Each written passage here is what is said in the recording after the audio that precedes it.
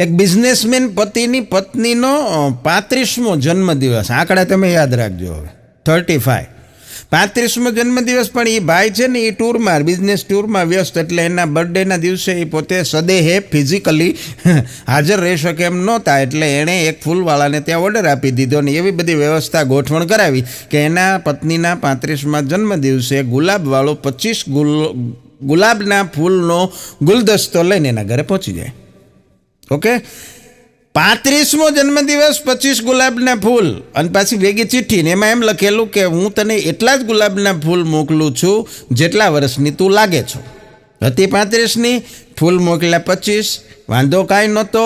તકલીફ ત્યારે થઈ ગુલાબના ફૂલવાળાની સ્કીમ હતી, એક આરે એક ફ્રી. ઈ ભાઈને હજી નથી સમજાતું છૂટાછેડા શું કામ છે.